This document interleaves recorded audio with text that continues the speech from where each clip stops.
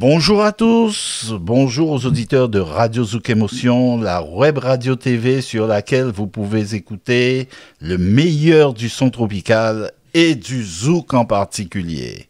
Je suis Pierre Pont-Rémy et je suis heureux de vous présenter un format d'émission dédié au coaching de vie qui, dans un premier temps, sera diffusé le mardi sur nos différents médias. Et donc, pour présenter cette émission, en fait, nous avons des pensées. Mais savons-nous que ces pensées sont des semences invisibles qui façonnent nos attitudes, nos perceptions du monde qui nous entoure? Le savons-nous vraiment? Savons-nous qu'elles agissent comme le carburant de nos actions, influencent notre façon de réagir aux défis quotidiens? Savons-nous aussi que nos pensées positives ou négatives s'infiltrent dans nos actions et dictent nos humeurs? Qu'elles ont le pouvoir de transformer nos journées en impactant nos relations sociales ou même notre bien-être. Nous l'avons invité, il a aimablement accepté de collaborer avec nous, d'ouvrir ce grand chemin avec nous et nous sommes heureux donc de l'accueillir ce matin.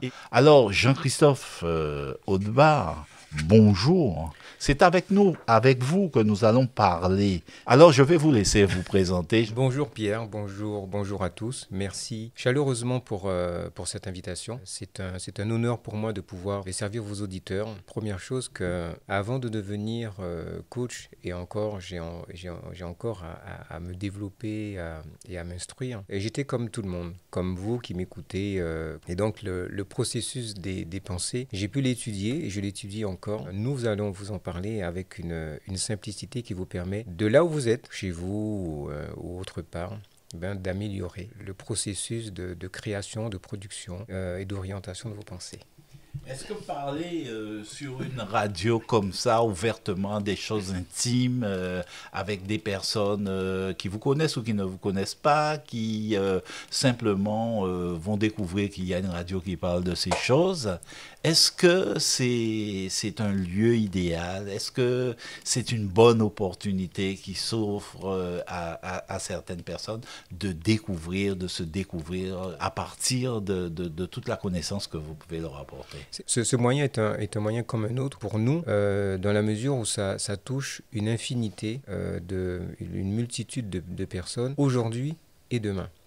La différence avec la radio que nous connaissions, c'est qu'elle était diffusable et entendue, si elle n'était pas enregistrée, elle était entendue sur le moment, alors que là, vous avez la possibilité, même dans 1 mois, dans 2 mois, dans 3 mois, dans 5 ans, de vivre ça et d'apprendre et de voir en fait l'écart qui se situe entre ce que vous savez aujourd'hui et ce que vous devenez demain.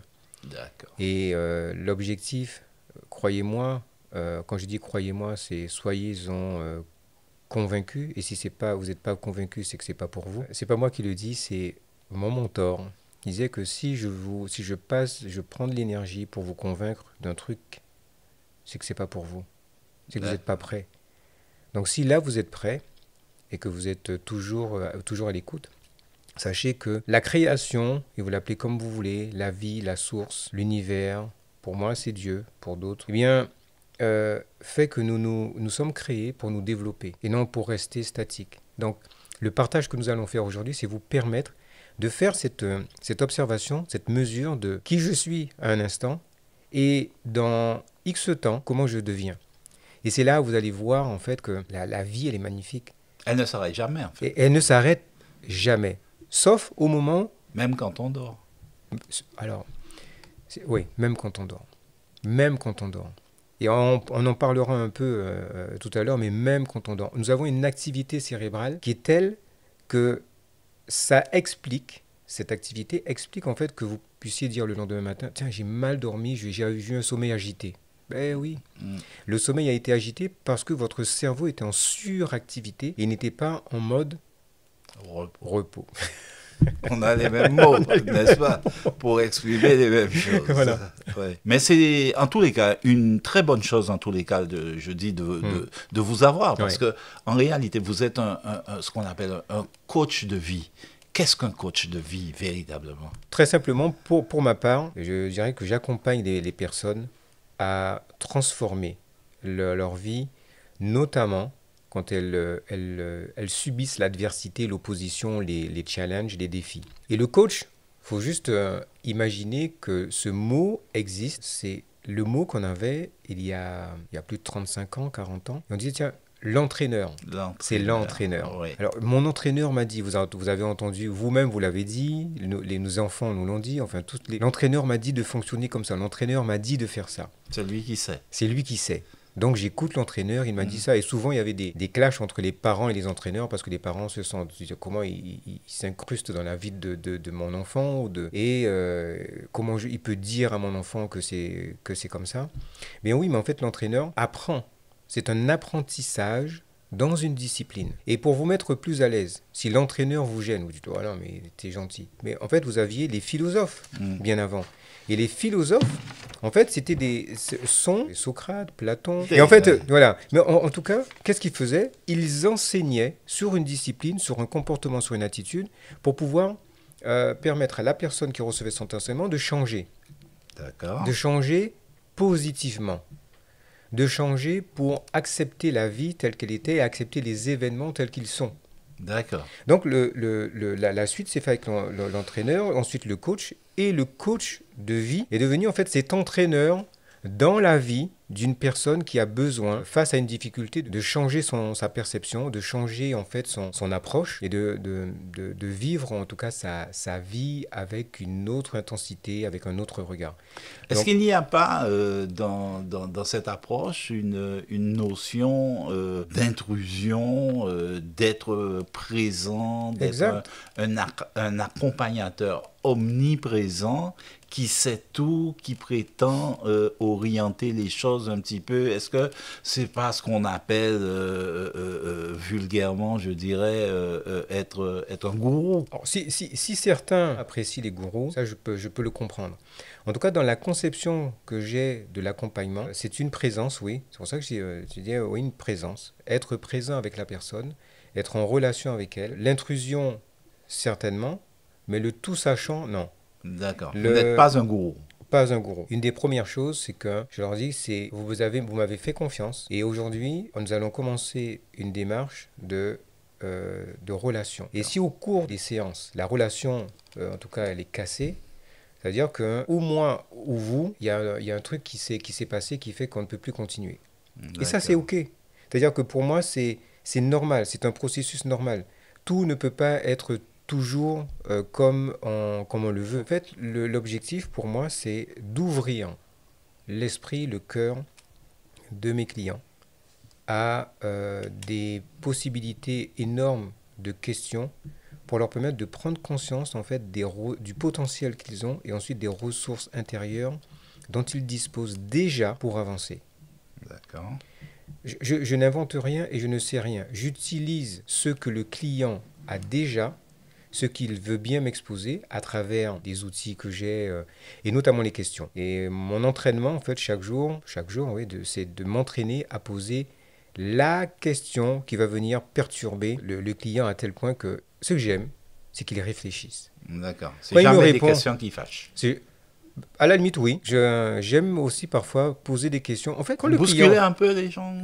Bousculer les choses. Oui, parce que vous préférez bousculer les choses ou bousculer les gens? Pour pouvoir bousculer les choses, il faut que je puisse bousculer les gens. Et je le fais en tout.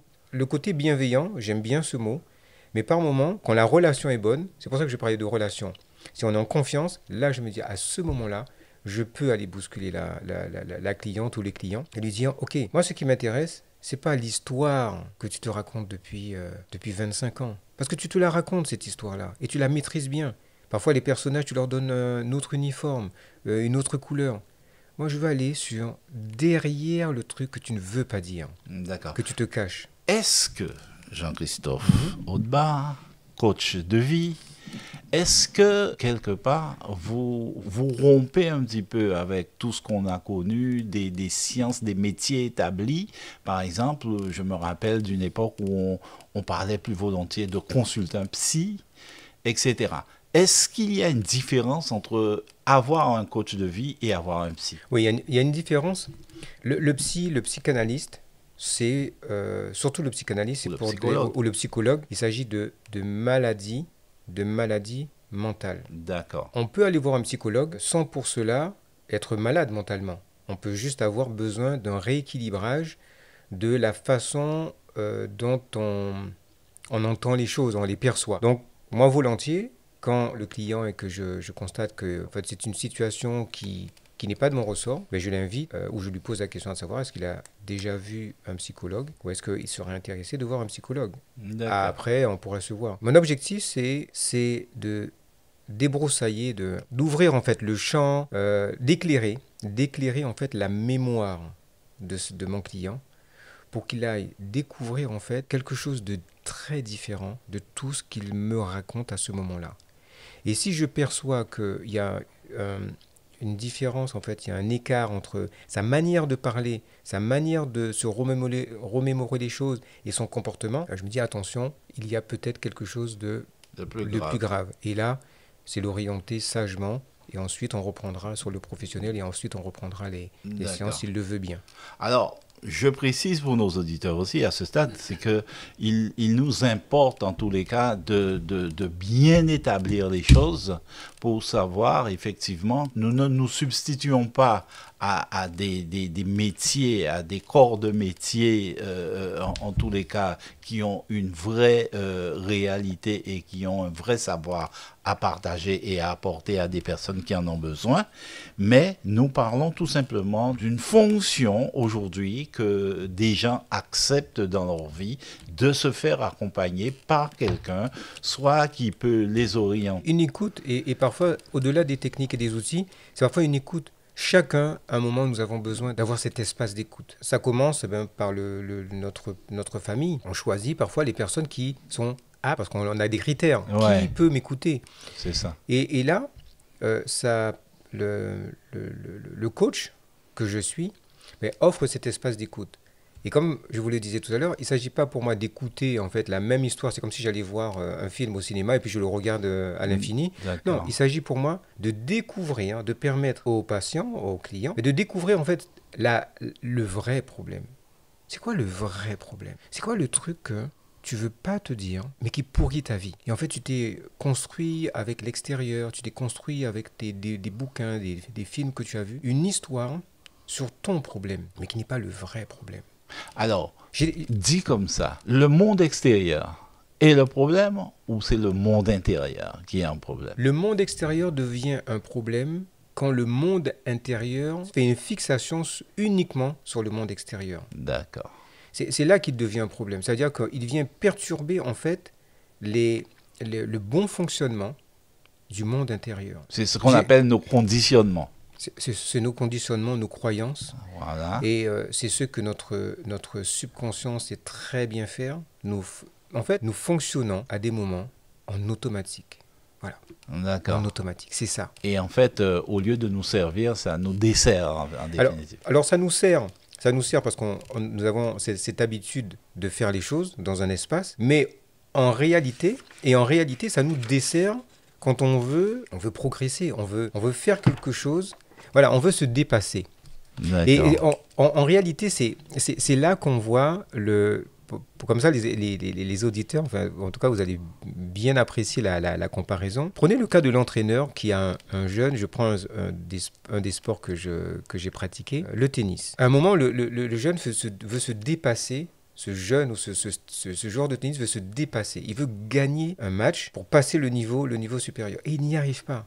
Et il s'entraîne bien et il n'y arrive pas. Et l'entraîneur voit ça. L'entraîneur se dit, attends, on va essayer telle chose. Et il n'y arrive toujours pas. En réalité, c'est pas qu'il n'y arrive pas parce qu'il est mal entraîné. C'est qu'il a des croyances. Il a un truc qui lui dit, tu ne vas pas y arriver. Il lui dit, quand tu vois cette balle arriver à ce moment-là, ça te rappelle telle chose dans ta vie qui t'a fait mal. Ou tel mot qui t'a fait mal. Et à ce moment, au lieu de la frapper sèchement, en fait, il s'arrête une seconde de trop et il rate la balle. D'accord. Et si l'entraîneur ne perçoit pas en fait que avec la répétition, il y a une difficulté, en fait l'échec se répète. Donc le coach, c'est exactement comme l'entraîneur. En tout cas pour moi, c'est écouter dans cet espace d'écoute, percevoir ce que le client répète. Il a une manière de répéter des mots, il a une manière de répéter une attitude, sur son visage, sur son corps. Le corps parle énormément. Alors c'est une habitude que je prends, c'est un entraînement que je fais chaque jour quand je rencontre des gens, de voir en l'espace de quelques secondes qu'est-ce qui se répète. D'accord. Voilà.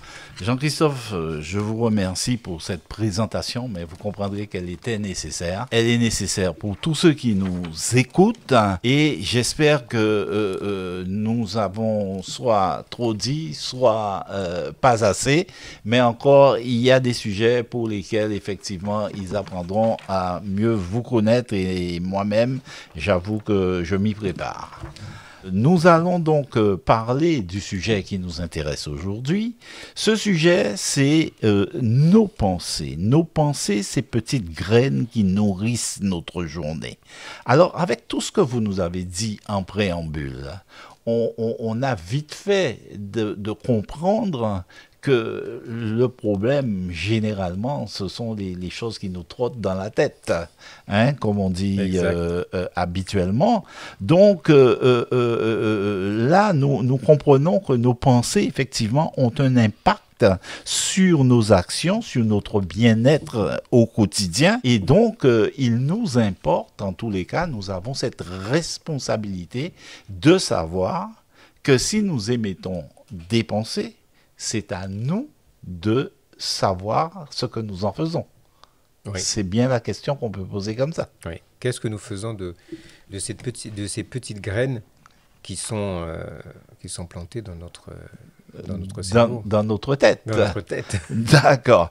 Alors, moi, je vais vous poser une question et je suppose que beaucoup d'auditeurs vont se la poser aussi ou se la posent déjà. Est-ce que vous pouvez nous expliquer comment nos pensées influencent-elles nos émotions et nos comportements? En fait, très simplement, le fait même que vous écoutiez l'émission, c'est que vous avez créé une pensée dans votre cerveau qui vous a dit « j'ai besoin de recevoir une information ».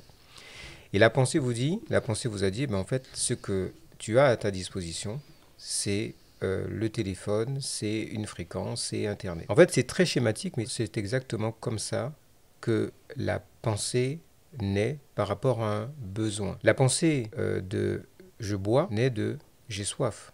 Oui. Donc c'est un besoin. Juste pour vous rappeler que ces petites graines qui viennent dans notre cerveau, nous en produisons par jour 75 000. 75 000 de pensées qui sont tous les jours créées. Et pour la plupart, pour 97% d'entre elles, ce sont les mêmes qu'hier. Et pour que vous compreniez en fait pourquoi ce sont les mêmes qu'hier, parce que nos besoins se répètent avec ce que nous recevons comme éducation, comme ce que nous recevons comme croyance. Quand vous êtes petit, on vous dit « fais attention », voilà. Vous descendez une petite marche, on vous dit « à peine vous avez descendu les 2 marches », on vous dit « fais attention ». Et d'un coup, vous comprenez que descendre une marche, c'est dangereux. Et c'est non pas facile pour vous, c'est dangereux. Et donc c'est ça une croyance. Et chaque fois que vous cherchez à faire, en fait, à exécuter une action, vous développez une pensée qui est liée à votre croyance et à votre environnement. La pensée de manger, rappelez-vous à l'époque, pour ceux qui veulent bien lire ou qui regardent certains documentaires, l'homme à l'origine, quand il avait faim, il allait chercher des fruits, des légumes, en fait, il allait chercher ce qui allait l'aider à se nourrir. Mais il savait aussi par expérience que ça c'était dangereux, que ça c'était pas comestible. Donc il se créait une pensée de ok, j'ai faim, je vais dans cet endroit-là pour manger ce produit qui est comestible, mais par contre je n'irai pas dans cet endroit-là parce que ce n'est pas comestible et c'est même dangereux pour moi. Et il le transmettait de cette manière-là à toute sa descendance et même à une génération et à une population. La pensée, c'est le fait pour lui de rassembler, de rassurer en fait son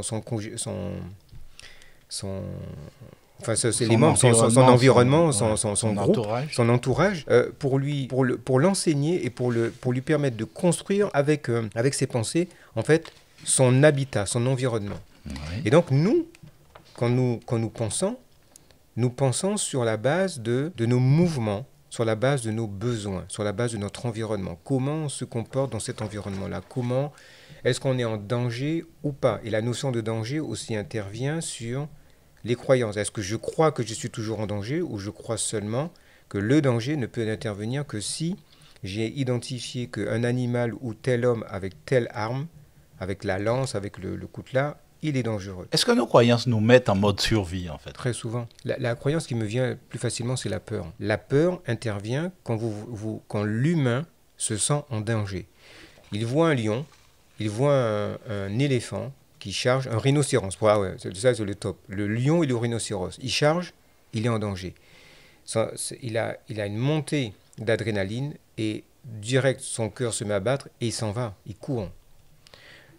Nos croyances font qu'aujourd'hui, nous vivons en mode le rhinocéros et le lion nous attaquent. Il y a toujours un danger permanent. Il y a toujours un danger permanent. C'est ça le rôle des pensées? Et en fait, nos pensées, dans 75 000 que nous produisons tous les jours, elles produisent on va te protéger, on va te sécuriser. C'est ça, en fait, qui revient tous les jours. C'est ce mode de pensée qui a amené ce que nous avons appelé dès les années 80, le stress. D'accord. C'est le fait d'avoir constamment à l'esprit le besoin de se sécuriser, de se protéger face à un danger qui n'existe pas, qu'on a juste perçu. Et on l'a créé, on l'a fabriqué. On l'a fabriqué. Le stress, la première chose qu'on nous a dit, c'est quand parce que c'est une expression qui est arrivée dans les années 80, au début, un peu avant les années 83, et qui est sortie en fait du monde du travail, de la torture. Ouais. Et en réalité, on aurait pu parler d'activité, mais on parle de travail. Et pourquoi? Parce que le rythme de travail avait augmenté. Et certaines personnes avaient du mal et passaient de la joie, du comportement normal, à un comportement qui était anormal. C'est-à-dire que la personne, en fait, n'était plus sociable. Et là, on a dit, mais qu'est-ce qui s'est passé? En fait, c'est le stress. Mais le stress, c'est la mise en protection en fait, du corps, du cerveau, pour dire, non, attends, on va se protéger. Il y a un gros danger. En fait, il n'y a aucun danger. Il y a un danger qui est perçu, parce qu'en fait, nos pensées nous disent, cette personne-là ou cette situation-là me font peur. Et ça génère du stress. Mais elles font peur, pourquoi? Elles ne font pas peur comme ça. Elles font peur parce qu'on a été éduqué d'une certaine manière, on a lu un certain nombre de choses, on a vécu des événements, et on a cru un certain nombre de phrases, d'affirmations qui nous poussent à un moment quand c'est déclenché, comme un interrupteur. On déclenche, mode position, j'ai peur. D'accord. Et on se le dit. Alors, ça nous amène directement à une autre question, qui est donc comment remodeler nos schémas de pensée? Quelle discussion nous pouvons avoir avec nous-mêmes et quelle partie de nous-mêmes nous devons appréhender, maîtriser pour pouvoir arriver à un résultat qui nous apaise. La question est très intéressante parce qu'elle met en perspective, enfin en schéma pour les auditeurs, deux choses. Le subconscient et l'inconscient dans le cerveau. Donc le subconscient, c'est tout le mode automatique. C'est tout ce que vous avez enregistré en éducation, en événements, en répétition de difficultés, en propre enseignement que vous avez fait vous-même, qu'il a conservé, que le cerveau a conservé en mémoire. Et le conscient. Le conscient, c'est ce qu'on a tous les jours. C'est je sens qu'il fait chaud, je sens que, ok, je perçois la couleur de tel vêtement. Voilà, c'est ça. Nous parlons, donc je m'entends. C'est ça la conscience. C'est notre environnement quotidien. C'est quotidien et c'est immédiat. Je le sens tout de suite. D'accord. Et l'inconscient, lui, fonctionne. Mais tout ça, c'est pour que vous compreniez. Je ne suis pas là pour vous utiliser des mots très techniques. C'est que schématiquement, vous compreniez. Le subconscient, lui, fonctionne en automatique. Et avec tout ce que vous avez enregistré, en fait, c'est comme un téléphone. Voilà, prenez le téléphone et vous le divisez en deux. Votre smartphone, vous avez une partie en haut qui est le subconscient et puis la partie en bas qui est la conscience. Vous chargez en application tout le temps. Et au bout d'un moment, il va fonctionner avec les vieux programmes et en automatique. Ça, c'est le subconscient. Le conscient, c'est tout ce que vous allez voir, c'est l'écran. Il va vous dire, ok, c'est ça, tu peux le faire. Ok. C'est ce qui vient d'arriver. C'est ce qui vient d'arriver, voilà. Votre attitude pour nettoyer en fait ses pensées, c'est de quitter le mode automatique et d'arriver en mode conscient. Qu'est-ce qui se passe là? À quoi je pense? Clairement, à quoi je pense là? Quelle pensée je viens d'avoir? En fait, j'étais en train juste de penser à l'instant à illustrer mieux comment quitter le mode automatique. Et c'est accepter. Sincèrement, je vous invite, en tout cas nous vous invitons à accepter vos pensées. À prendre le temps de se dire, tiens, prenons le cas d'un truc qui est très local. Quand j'entends, j'ai été comme ça, petit, j'entendais les grands injurier. Et il y a des moments, plus je grandissais, je me dis, mais ça rime à quoi d'injurier la maman d'un tel? J'arrivais pas à comprendre. Je dis, mais ça rime à quoi? C'est bien, ça fait genre, je suis un gars, je suis le bad boy, le coin de... Mais ça rime à quoi? Ok, tu vas le dire ou tu le dis, tu l'as dit. À quoi tu pensais exactement avant? Accepte ça. À quoi tu pensais? Le mode automatique, c'est pour faire bad boy, pour faire grand, pour faire comme les anciens, parce que j'ai pensé que tu m'as insulté, parce que tu m'as dit le mot de trop. Première chose que je vais te dire, c'est ta maman. À quoi tu pensais juste avant? Et qu'est-ce qui fait que tu as utilisé cette injure-là, cette offense-là, pour te défendre? Et là, quand on prend le temps, on découvre en fait quelque chose qui arrive tout doucement, tout doucement. C'est tiens, je pensais à ça, tiens, je faisais ça. Ouais. Et en réalité, la vérité, c'est je suis faible. On part au départ avec le mode automatique, je suis fort, je lui dis il va la fermer ou elle va la fermer, et en fin de compte, en fait, je suis faible. D'accord. Donc, en fait, la réalité des choses, c'est que nous battons un petit peu contre nous-mêmes. Je veux dire, c'est un combat permanent contre nos propres peurs, quand on est conscient, incertitudes. Mais de toute façon, on y passe, on y arrive. En fait, ce que vous dites là est très juste. Nous nous battons sans voir que nous nous combattons tous les jours. Nous sommes en constante lutte, si on peut s'exprimer. C'est toujours plus simple comme ça de le dire.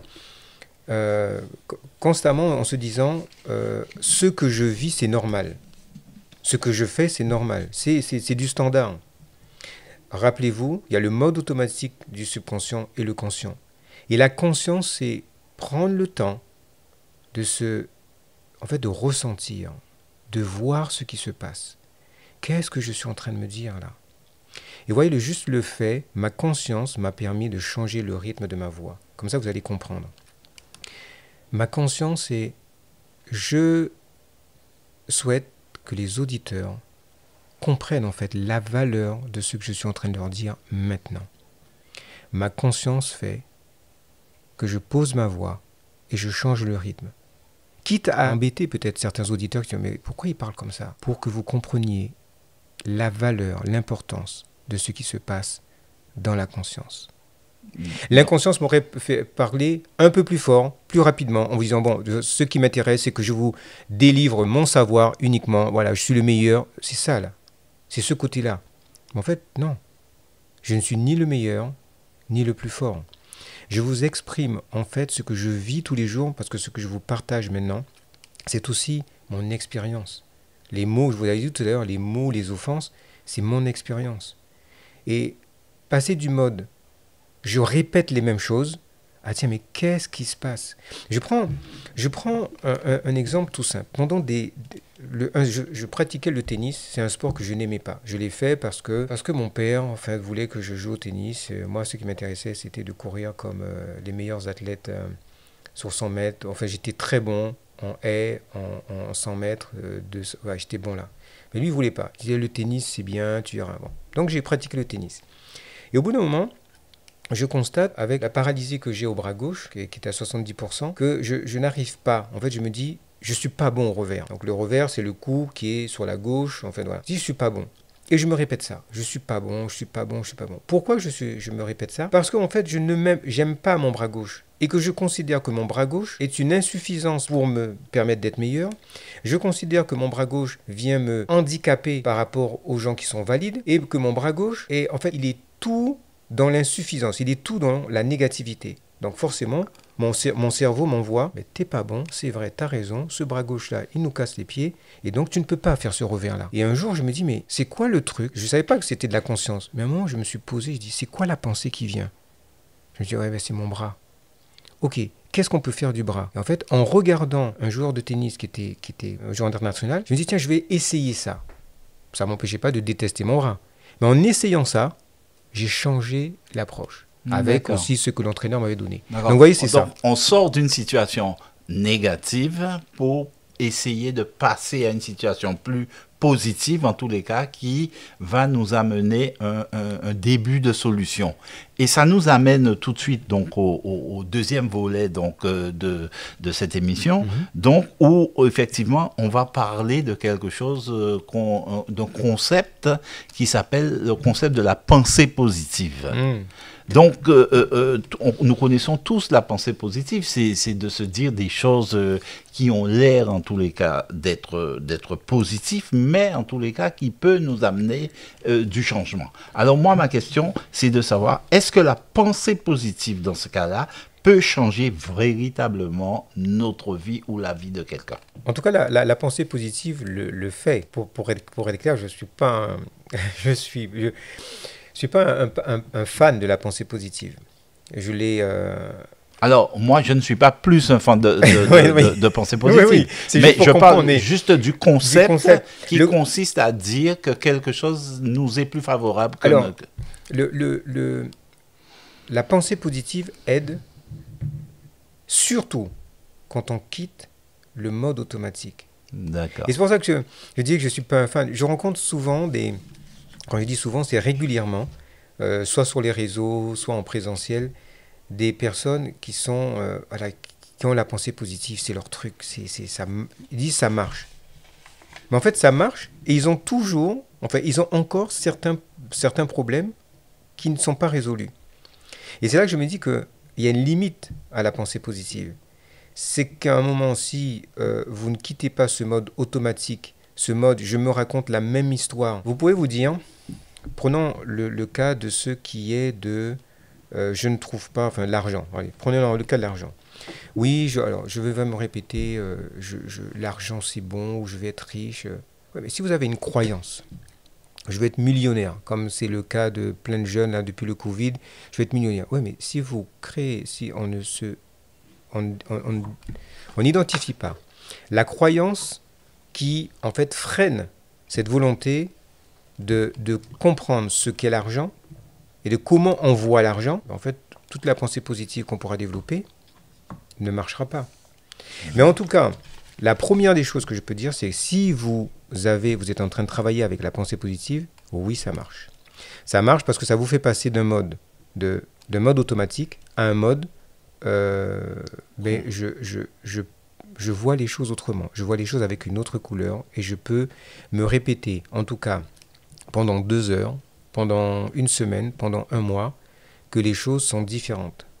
Jusqu'à ce qu'un événement vienne toucher la douleur, la souffrance intérieure. Et là, la pensée positive, pour moi, a ses limites.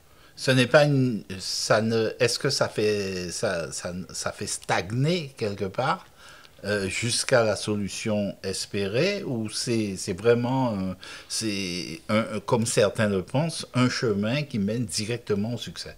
Oui, ceux qui le pensent ont raison. Ça mène au succès, et le film Le Secret que beaucoup ont vu, peuvent aussi lire à travers montre bien le succès des personnes qui utilisent la pensée positive. À ceci près qu'il est indispensable de répéter. Prenons le cas, reprenons ce que je disais au début. 75 000 pensées. 97% de nos pensées, ce sont les mêmes qu'hier. Ce sont les mêmes problèmes, les mêmes difficultés. 75 000. C'est énorme en une journée. Ça veut dire qu'avec la pensée positive, on réduit de tiers ces pensées qui reviennent chaque jour.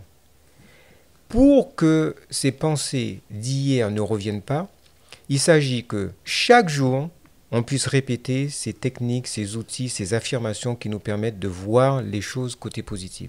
Ça veut dire que chaque jour où j'ai une situation qui est compliquée, je me dis, tiens, c'est quoi le positif qui est derrière ?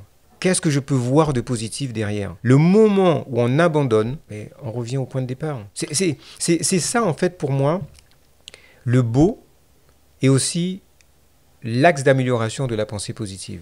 Et ce que j'ai compris de la pensée positive, avec notamment Bob Proctor, qui est décédé en 2021, qui est un homme qui permet, en fait, à travers la pensée positive, de visualiser et qui montre la puissance, en fait, du cerveau et comment on visualise et ce qu'on a visualisé se réalise. C'est juste par la répétition. Et on voit, en fait, que En fait, ce sont deux niveaux quand même de choses différentes. Une chose, c'est la vision, une autre, c'est la répétition des mots. Il y a la vision, certes, Ouais. mais la pensée positive, c'est celle qui amène la vision. C'est elle, justement. La personne qui se dit, bon, moi, je veux être riche, je veux être millionnaire, voilà, je veux être millionnaire. Oui, c'est bien d'être millionnaire. Mais c'est quoi la pensée de million? C'est-à-dire, est-ce que tu sais, dans ton cerveau, ce que c'est qu'un million d'euros ou de dollars? Est-ce que tu peux imaginer, quand tu auras ce million, ce que tu vas en faire? Les gagnants du loto qui deviennent riches et ensuite très pauvres après, mais ils peuvent nous en parler. Ouais. C'est parce que dans leur tête, ils ne se sont pas imaginés ce que c'était que d'avoir des multi-millions d'euros. Et qu'est-ce qu'ils font? Ils ne font que répéter ce qu'ils ont cru.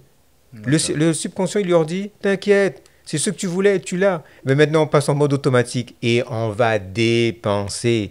Et tout ce que vous vouliez faire, c'était aider ceci. Il va vous dire, allez, on y va et on dépense. Et en l'espace d'un petit moment, vous dites, mais il est où l'argent? L'argent papier ou l'argent électronique? Eh bien, il n'est plus là. C'est vos pensées qui vous ont entraîné à ça, vos croyances.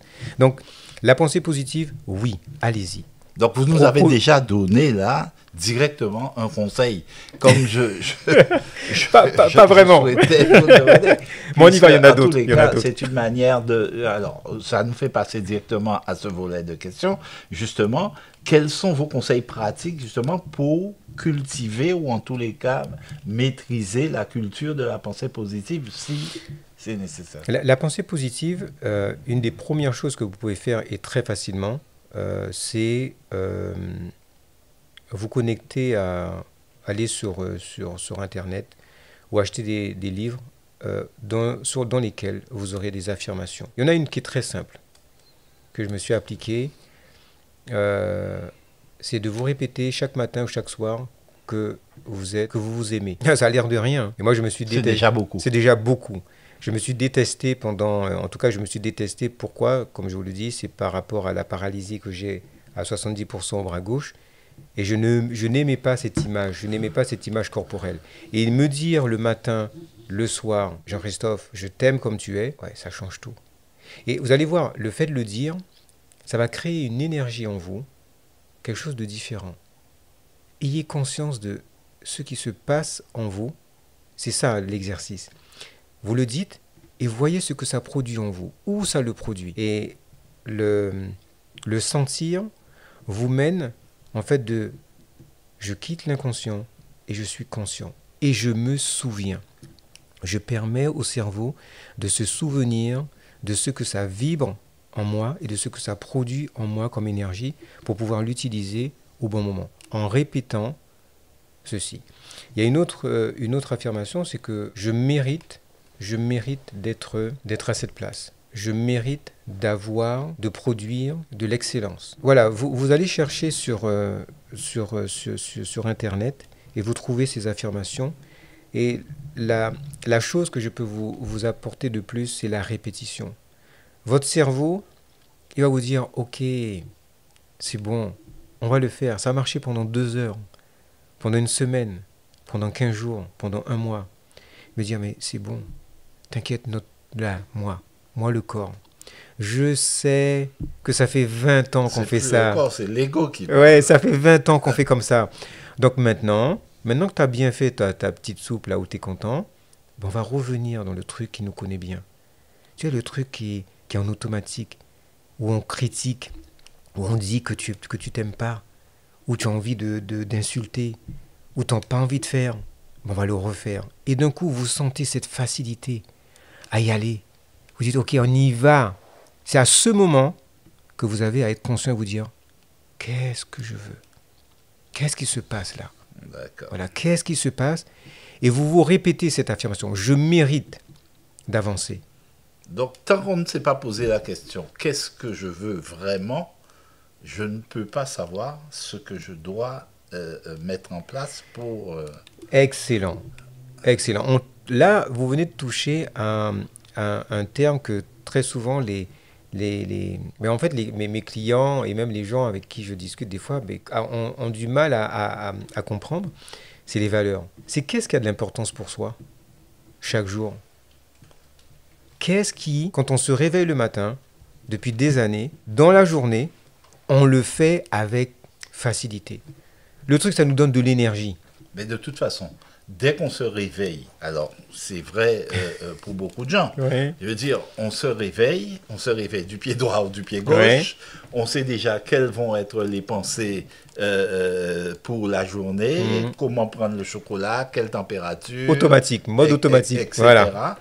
Et ensuite, on prend la route, on sait déjà quel Quel itinéraire prendre. etc. On sait même qu'à ce carrefour-là, on va commencer à insulter l'autre qui est devant nous parce que c'est le mode automatique. Parce qu'on le rencontre tous les matins. Parce qu'on le rencontre tous les matins. Ouais. À 11 heures, quand on va arriver, quand on est en activité, on va se dire, eh ben, ok, c'est le moment où je vais consulter mes emails, c'est le moment où je vais commencer à critiquer le collègue, c'est le moment où je vais même appeler le client pour lui dire, mais vous m'avez pas payé. Mode automatique. D'accord. Donc, en résumé de tout ça, Jean-Christophe Audebar, coach de vie de votre état. Donc, vous pensez que cette approche de nos pensées, de notre manière de penser, est déjà en soi un exercice suffisamment captivant pour chacun de nous, en définitive, pour commencer à mettre en place un système qui va nous amener à apaiser notre flux énergétique, de contrôler notre bien-être et de mettre en place un mode de vie qui peut nous amener vers certains changements que nous pouvons espérer.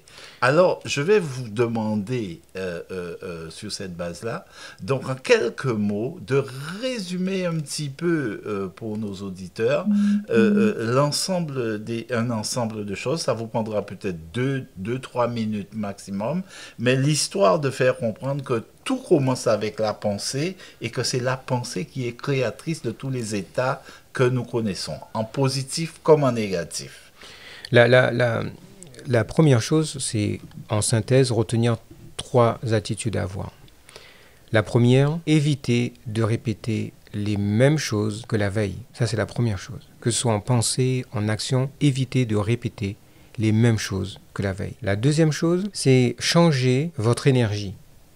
Changer la manière dont vous vivez dans votre environnement, vous faites face à une personne, à une situation. Changez votre énergie.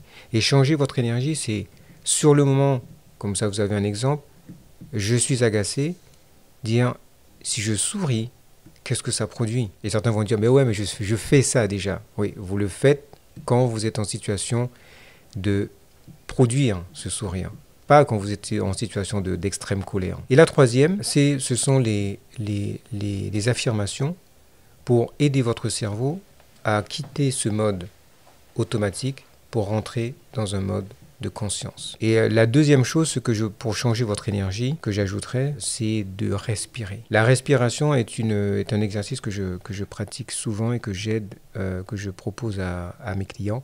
Respirer en cherchant en fait à poser le cerveau. Vous irriguez le cerveau avec de l'oxygène et il va comme se poser et vous allez voir que vous allez passer du mode je produis en suractivité à tiens, je vois ce que je suis en train de penser. Ce sont ces 3 points que vous pouvez retenir. Donc ça nous ramène pour terminer, donc la respiration nous amène à restaurer en fait notre physiologie, c'est-à-dire sortir de notre état de stress pour rentrer dans un plateau où c'est plus calme et où on peut voir les choses avec plus de clarté peut-être avec une énergie nouvelle, un mode de fonctionnement un peu plus apaisé. C'est bien ça. C'est bien ça. En tous les cas, Jean-Christophe, nous sommes, et personnellement je le suis, donc très heureux d'avoir pu écouter toutes ces choses que vous avez bien voulu nous communiquer sur la pensée. Nous sommes, pour notre part, demandeurs de ce genre de renouvellement. Donc, nous avons d'ailleurs à ce sujet, nous n'avons pas attendu pour vous annoncer, chers auditeurs, que nous aurons d'autres sujets à voir avec notre coach de vie désormais, Jean-Christophe Audebas, Merci que pour nous l'invitation. remercions en tous les cas pour cette première émission. Nous espérons qu'elle vous a fait du bien, qu'elle vous permet déjà d'adopter un nouveau style de pensée en tous les cas et d'amener très certainement plus de sérénité au niveau de votre vie. Et je suis persuadé que les retours que nous aurons de votre part permettront en tous les cas d'affiner la recherche de sujets en tous les cas qui pourraient vous intéresser. Et nous vous invitons, chers auditeurs, à nous faire connaître vos pensées donc à ce sujet. Si vous aimez ce que vous aimeriez entendre sur notre radio, sachez qu'il n'y a pas et il n'y aura pas que de la musique, il y aura aussi des conseils du coach de vie Jean-Christophe Audebas. Jean-Christophe, je vous remercie. Merci à vous, Pierre, et encore merci pour l'invitation. Ça a été un plaisir de vous servir, chers auditeurs. Soyez en tous les cas servis à la mesure de votre attente.